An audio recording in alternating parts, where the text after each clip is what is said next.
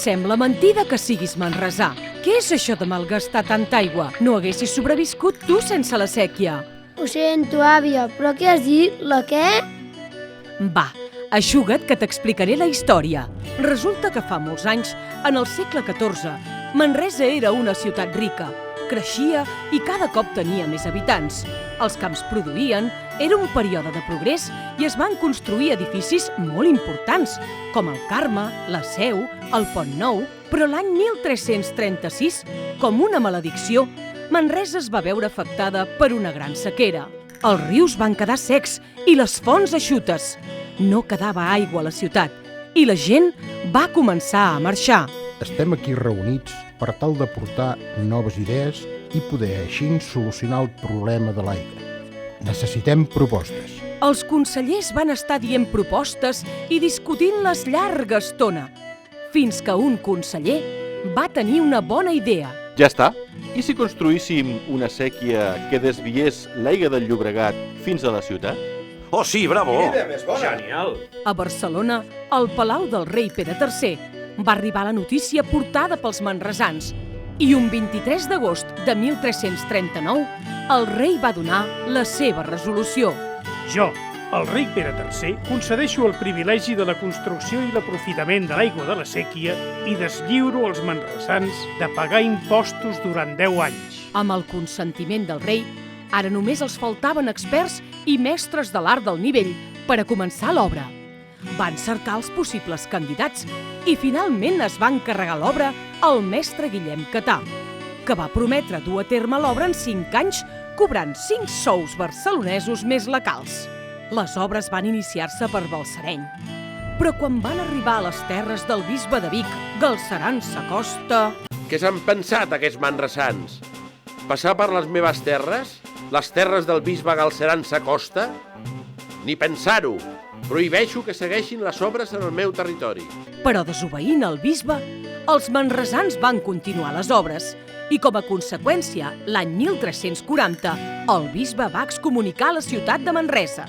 Jo, bisbe de Vic, per la gràcia de Déu, prohibeixo als manresans anar a missa, resar, fer la comunió. Les esglésies romandran tancades i els difunts no podran rebre sepultura catòlica. Excomunico als manresans. Tot i amb això, els manresans no es van rendir. Van demanar l'ajuda del rei Pere III.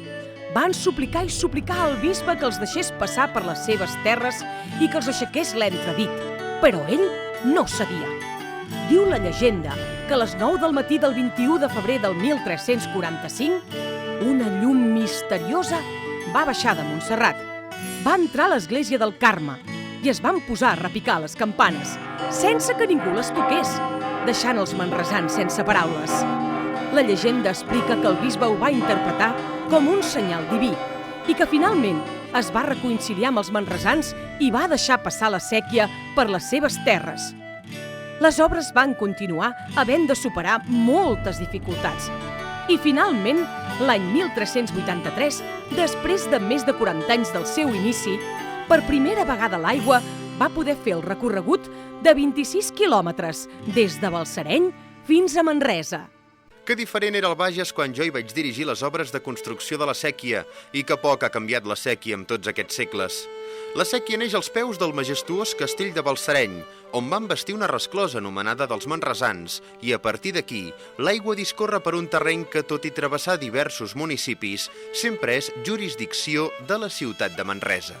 Primer passa al costat del Llobregat, per un pas estret i sinuós a l'ombra d'un eixuberant bosc de ribera, verns, salzes i pollancres, àlbers, oms i freixes que refresquen el pas de l'aigua i els ocells nien als comtals frescos. La merla, el cargolet, el pit-roig i a l'estiu el tallarol de casquet i el rossinyol, que tantes vegades va acompanyar els meus somnis i els meus desenganys. Les dificultats del terreny no foren poca cosa. Un seguit de torrents i petites valls em van obligar a construir 31 ponts o aqueductes.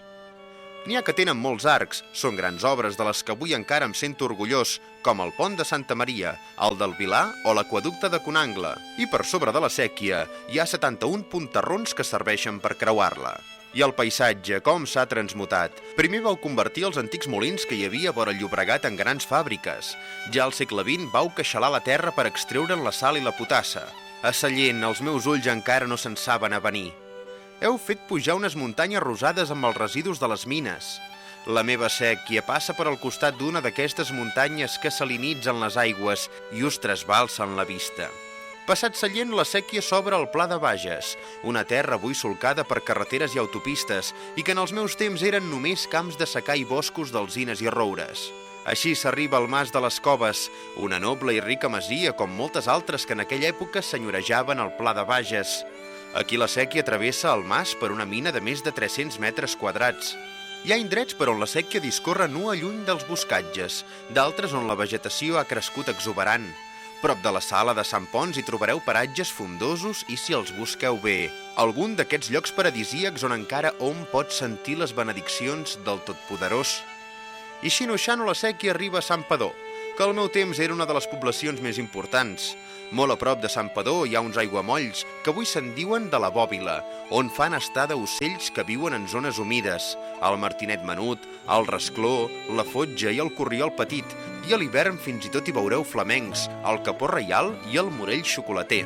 I finalment, després de passar per l'antic mas de Sant Iscle, la sèquia arriba al Parc de l'Agulla. Com han canviat les coses aquí. L'any 1974 va omplir d'aigua aquest estany artificial per abastir les cases de Manresa i altres pobles de la comarca. Aigua per beure, per les vostres indústries i també molta per regar. L'estany conté 200 milions de litres. Això suposa una reserva d'aigua per a 5 dies. On vas a parar? Tant que costa l'aigua i tant que n'arribeu a fer servir. Al Parc de l'Agulla, la sèquia es bifurca en dos ramals. El ramal dret regava les partides del Colomer, Can Font i el Poal. Desguassa el Cardener i conté una de les grans obres de la sèquia, el Poll Llarg, un aqüeducte llarguíssim d'una trentena d'arcs. El ramal esquerre porta aigua al Guix, la Pujada Roja, els Trullols, la Culla i fins a Viladordis, on es desguassa el Llobregat. Fou precisament per regar aquestes extensions d'horta que es va construir la sèquia. És l'anomenada horta manresana, que antany omplia de producte els mercats de la ciutat.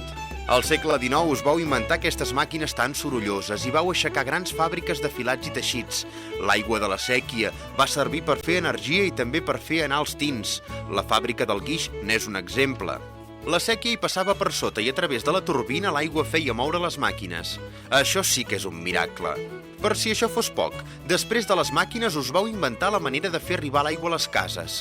Al segle XIX vau aixecar uns grans dipòsits, els dipòsits vells, com una gran catedral que desafiava Déu Nostre Senyor.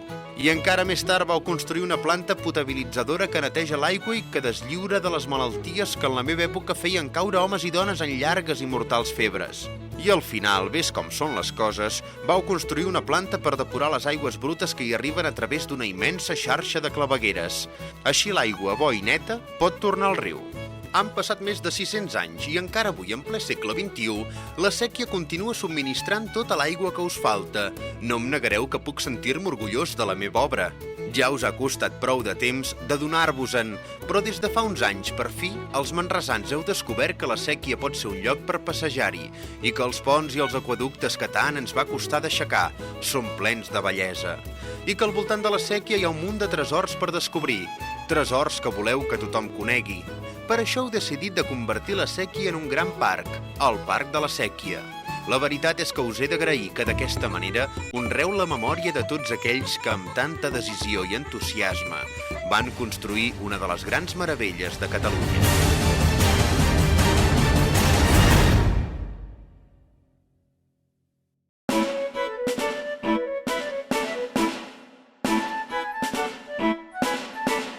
Una llum miraculosa i misteriosa ens ha salvat.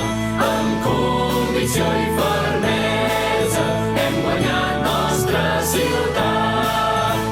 Quan per qüestions d'interessos hi ha lluites entre el poder. Mai no podrem quedar entesos, tothom voldrà ser el primer. Una llum miraculosa i misteriosa ens ha salvat. Amb convicció i fermesa hem guanyat nostra ciutat. Volen els reis majestat i els bisbes divinitat. El pop al mig és ficat i en sortirà ben escaldat. Una llum miraculosa i misteriosa ens ha salvat. Amb convicció i fermesa